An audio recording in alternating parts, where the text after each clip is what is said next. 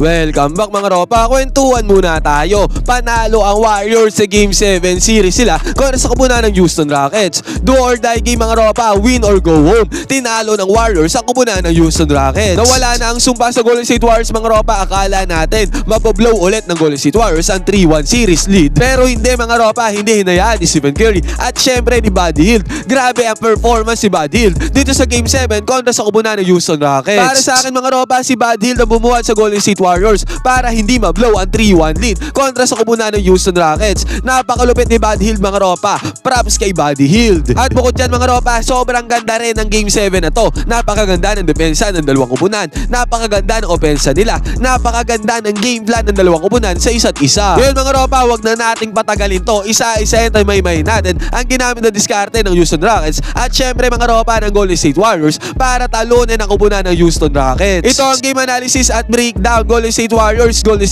Stephen Curry kontra sa kupunan ng Houston Rockets. Game 7, do or die, win or go home. Simulan na natin to. Okay, game.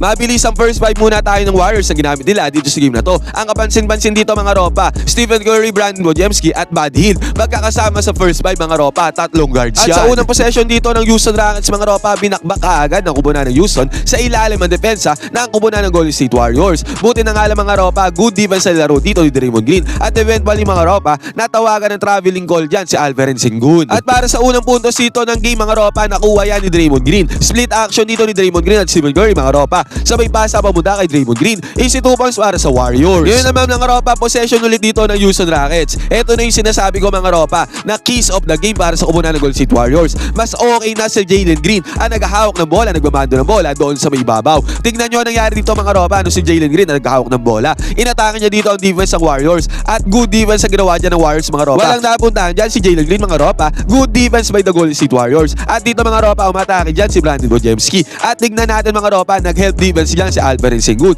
Naiwan naman si Draymond Green sa may top of the key 3-pointer. At pagkabasa dyan kay Draymond Green mga ropa, agarang pumasok dyan ng 3-pointer ni Draymond Green. Dito nga sa may first half mga ropa, 10 points kaagad ang tinala ni Draymond Green. At take note mga ropa, sa games 1-6, hindi man lang umabot sa double digit ang scoring ni Draymond Green. Pero dito pa lamang sa may first half ng game 7, 10 points kaagad ang kanyang tinala. At ito na nga sinasabi ko mga ropa, mas okay na nga si Jalen Green ang nagmamando ng bola para sa kupunan ng Houston Rockets. Ito mga ropa, nung si Fred VanVleet na naghawak ng bola, nakascore agad dito si Fred VanVleet mga ropa, basket is good yan para sa kupunan ng Houston Rockets. Buti na nga lang mga ropa, pagbubukas ng first quarter na to, mainit kaagad ang kupunan ng Golden State Warriors. Nakapukol ang 3-pointer dito si Brandon Wojciechowski. Yun nga lang mga ropa, may naging sagot dyan si Dillon Brooks. Pero sa kabilang banda mga ropa, ang Golden State Warriors perfect sa field mga ropa pagbubukas ng first quarter. Ang gandang atake ni Buddy Hield dito mga ropa, easy 2 points para sa kanya, easy money. Dahil sa magandang panimula dito ng Warriors mga ropa, agarang umabante dyan sa punto sa kupunan ng Warriors. 10-4 ang score mga ropa. At eto mga ropa, sa pagkakataon na to, ang team ng Houston Rockets mga ropa ay bumabakbak talaga doon sa may ilalim na depensa ng Golden State Warriors. Alam nila mga ropa na ang weakness ng Warriors ay yung ilalim mga ropa, kaya ang ginawa nila dito, nag-focus sila sa points in paint. Yun nga lang mga ropa, mintes ang tirada dito ni Dillon Brooks. At sa kabilang banda mga ropa, heto, kauna-unahang turnover dito ng Golden State Warriors. Pero dito sa first half mga ropa, konting turnovers lang naman ang tinala dito ng Golden State Warriors. 3 turnovers lang yan compared sa 6 turnovers ng Houston Rockets sa may first half. Pero agad mga ropa, sinabi ko nga, binakbak talaga ng Houston Rockets ang Golden State Warriors doon sa may ilalim, doon sa may points in paint. Agad mga ropa, Alperen Sengun nakakuha na naman ng 2 points doon sa may ilalim. At sa kabilang banda mga ropa, heto, nadepensa na maayos dito si Stephen Curry. Dito nga sa may first half mga ropa, hindi nakaporma si Stephen Curry sa defense ang ginagawa ng Houston Rockets. Ito nga mga ropa, sa pagkakataon na to, good defense ang ginawa dito ng Houston Rockets. At after nyan mga ropa, nakapitalize ulit ng Houston Rockets yung good defense. Nakakuha na naman sila ng points in paint mga ropa. Sinabi ko nga sa inyo, dyan talaga bumakbak ang kupunan ng Houston Rockets. Total of 24 points dito sa may first half, points in paint ang ginawa dyan ng Houston Rockets. Puti na lamang mga ropa, dito ang Golden State Warriors na pasahan si Draymond Green. Dito sa may left side goal 3-pointer. Pumasok ang 3-pointer dyan ni Draymond Green mga ropa. Sinabi ko nga sa inyo, mainit si Draymond Green dito sa may first half. At actually mga ropa, ang Golden State Warriors ay mainit sa may 3-point area dito sa may first half. Total of 11 out of 23 3-pointers ang ginawa ng Golden State Warriors dito sa may first half. At take note mga ropa, dalawa ang kay Draymond Green at madami doon ay galing kay Buddy Hield. Samantala mga ropa, ang Rockets naman ay 2 out of 8 lamang sa may 3-point area dito sa may first half. Yun nga lang mga ropa, after nito ay nakakuha na naman ng points in paint dito ang Houston Rockets. Nakakuha na slam dunk sa ilalim si Amen Thompson at nagmintes naman ang mid-range jumper dito ni Jimmy Butler mga ropa. At pagkatapos ito,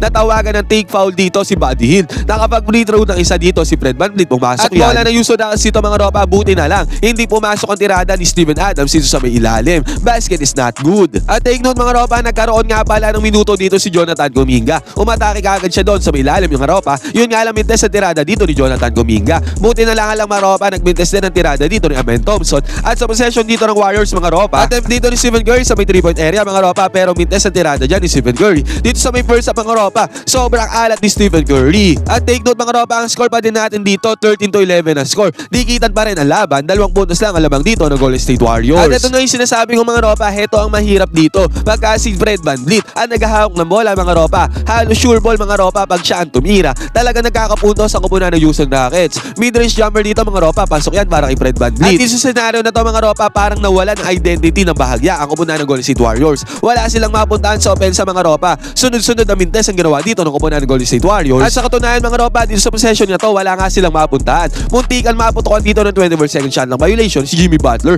Buti na lang mga ropa, parang himalaan nangyari. Sobrang hirap na tira dito kay Jimmy Butler sa may right side court 3-pointer, pero pumasok yan kay Jimmy Butler. Basket is good. At sumubok bumawi dyan si Fred VanVleet mga ropa sa may transition 3-pointer niya. Ito lang ang pagkakataon ni Fred VanVleet mga ropa para pumukol ang 3-pointer ng libre. Yun nga lang mintes ang tirada dyan ni Fred VanVleet. At sa mintes sa tirada na yan mga ropa, nakakuha ng fast break dyan ng Golden State Warriors. Na foul dito si Jimmy Butler. Tumubok ulit ng 3-pointer dito si Fred VanVleet mga ropa. Buti na nga lang mintes ulit yan. Dahil din good defense ang lalaro ng kupunan ng Golden State Warriors against kay Fred VanVleet. Yun nga lang mga ropa, nakuha ng Houston Rockets dito ang second chance boys. So sa may ilalim, basket is good. At after nito mga ropa, 2 magkasunod na puntos yan para sa kupunan ng Houston Rockets. Napa-timeout dito si Coach Steve Kerr mga ropa. At sa timeout na ni Coach Steve Kerr sa first quarter mga ropa, dyan nabuhayan ang kupunan ng Golden State Warriors. Sa possession nga ng Warriors na to mga ropa, Stephen Curry may hawak ng bola. At kitang-kita natin dito mga ropa, maganda talaga ang depensa ng Houston Rockets against kay Stephen Curry. At ang nangyari dito mga ropa, ang gandang pausa naman ang ginawa ni Stephen Curry. Pabalik dito kay Buddy Hield sa may left side court 3-pointer. First 3-pointer to ni Buddy Hield mga ropa dito sa game na to. At pumasok yan para kay Buddy Hield. At sa possession naman ng Houston Rockets mga ropa, nag-turnover dito si Steven Adams. Traveling yan mga ropa. Sa possession ng Golden State Warriors mga ropa, pumukol ang 3-pointer dito si Draymond Green. Pero mintes yan, offensive rebound dito. Pumukol din ang 3-pointer dito si Stephen Curry mga ropa, pero mintes din yan. Buti na nga lang mga ropa, bago matapos ang quarter na to, nagmintes din ang tirada ng kupunan ng Houston Rockets dito sa may kabilang banda. Segundo na lang ang natitira dito sa may first quarter mga ropa, si Buddy Hield. Nakapukol pa ng magkalayaw-layong 3-pointer. Pumasok yan para kay Buddy Hield mga ropa. Pangalawang 3-pointer si Buddy Hield dito sa game na to. At sinabi nga sa inyo mga ropa, si Buddy Hield ang bumuhat dito sa game na to. At ang nangyari tuloy dyan mga ropa, lumamang ang Golden State Warriors dito sa may first quarter, 23-19 ang score. At pagbubukas pa lamang ng second quarter mga ropa, again, si Buddy Hield na naman ang tumirada dito para sa kupunan ng Golden State Warriors. Grabe si Buddy Hield dito sa game na to mga ropa. Buhat mode siya para sa kupunan ng Golden State. Mid-range jumper para kay Buddy Hield. Basket is good. So bubok naman sumagot dito si Dillon Brooks sa kanyang 3-pointer pero mintis yan. At sa possession ng Golden State mga ropa, nagmintis din dito si Jimmy Butler sa kanyang 3-point attempt. Ngayon mga ropa, kinapitalize ang Houston Rockets yan. Sinabi ko nga sa inyo,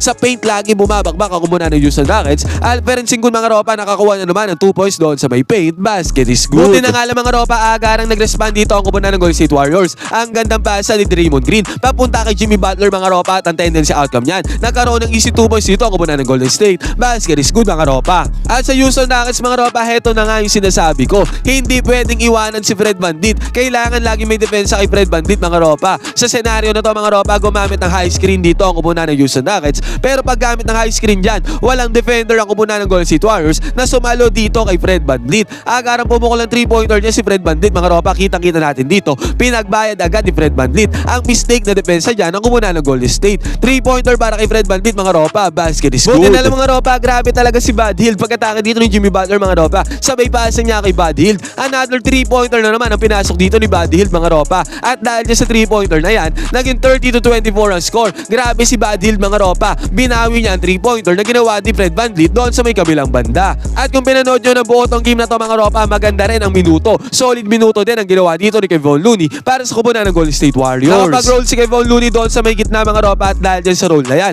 nakakuha ng 2 points dyan si Kevon Looney. At after pa nito mga ropa, another roll na naman ang ginawa ni Kevon Looney doon sa may ilalim. At dyan sa roll na yan mga ropa, nakakuha ng foul si Kevon Looney. Isang free throw ang kanya napasok. Dahil dito mga ropa, lumobo sa 33-24 ang score. Lumobo sa 9 points ang kalamangan ng kupunan ng Golden State. At after pa nito mga ropa, good defense ang ginawa dito ng kupunan ng Golden State Warriors against kay Fred VanVleet mga ropa. Hindi nakaporma dyan si Fred VanVleet mga ropa. Yun nga lang, sa possession ulit na to ng kupunan ng Houston Rockets, good ball movement naman ang ginawa nila dito. At dyan sa good ball movement na yan mga ropa, nag-open up to sa opportunity kay Tari Eason dito sa may right side court 3-pointer 3-pointer, pumasok ang tirada ni Tari Eason dito sa may right side corner 3-pointer, basket is good. Buti na lang mga ropa si Jimmy Butler aga na sumagot dito. Good penetration sa may pull-up jumper dito sa may mid-range mga ropa, easy money para kay Jimmy Butler. At good defense ang ginawa ng Warriors mga ropa after this play. Ang nangyari dito mga ropa, magandang depensa ang ginawa nila kay Alperen Sengun. Grabe din ang hustle ang ginawa ng Golden State Warriors dyan mga ropa para makuha yung rebound. At after pa nito mga ropa, again sinabi ko sa inyo, mas okay na si Jalen Green ang tumirada ng tumirada para sa kumunan ng Houston Rockets. Sa tirada nito ni Jalen Green mga ropa sa may 3-point area,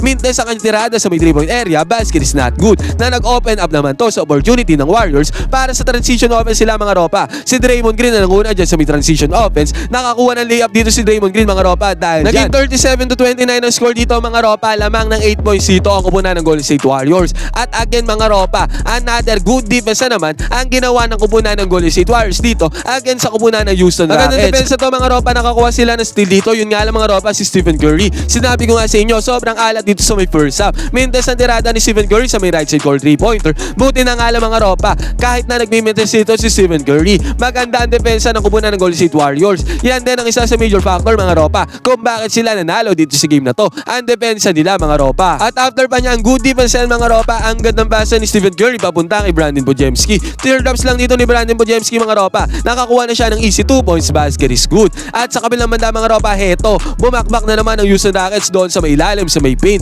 Alperen Sengun mga ropa, nakakuha ng easy 2 points dyan. Pero si Buddy Hield mga ropa, sobrang init talaga dito sa game na to. Pasa lang ni Draymond Green papunta kay Buddy Hield. At kitang-kita natin dito mga ropa, heto, nung pinapanood ko ng live to. Kitang-kita ko mga ropa, enough space ang mayroon si Buddy Hield dyan. Kaya reasonable mga ropa na pinukol agad ni Buddy Hield ang 3-pointer dyan. At hindi naman nagsisi dito si Buddy Hield dahil pumasok ang 3-pointer niya dito. At dahil dyan sa 3-pointer na yan mga ropa, lumamang ang kupunan ng Golden State Warriors, 42-31 ang score. Double digit lead na ang mayroon dyan ng Golden State Warriors, 11 points sa kanilang kalamangan dahil sa kanilang depensa mga ropa at syempre dahil sa mainit na shooting ni Buddy Hield. At after ba nito mga ropa, walang kaabog-abog sa may transition offense ang Golden State Warriors. Pasa ni Stephen Curry kay Buddy Hield. Konting espasyo lang kailangan dito ni Buddy Hield mga ropa at pumukol na naman ang 3-pointer din si Buddy Hield. Sobrang aggressive nga ni Buddy Hield dito sa game na to mga ropa. At dahil din mga ropa, sunod-sunod na 3-pointers na pinakawalan dito ni Buddy Hield. At halos lahat yun mga ropa ay pumasok. Basket is good na naman para kay Buddy Hield, easy money. Samantala mga ropa, si Fred VanVleet naman, sinubukan bumawi dito sa may 3-point area mga ropa pero mintes yan. Amen Thompson mga ropa, sumubok din dito pero mintes yan. Buti na lang nandiyan si Steven Adams doon sa may ilalim para sa kupunan ng Houston Rockets. At another 3-pointer ang pinakawalan dito ni Buddy Hield mga ropa, pumasok na naman yan para kay Buddy Hield.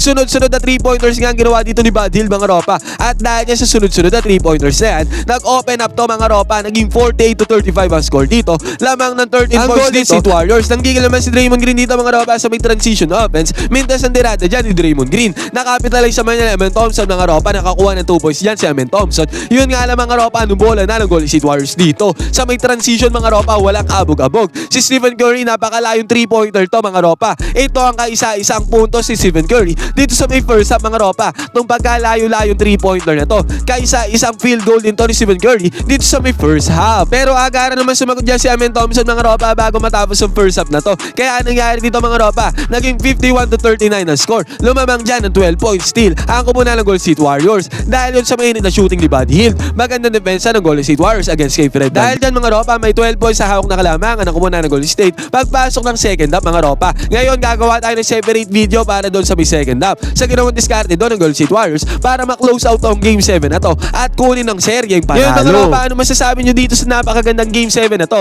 sa pagitan ng Golden State Warriors at Houston Rockets? Pwede kayo mag-comment dyan sa baba mga ropa ng inyong opinion tungkol dito sa game 7 na to. Panalo ang Golden State Warriors. Pwede kayo mag-comment dyan sa baba mga ropa, magkwento.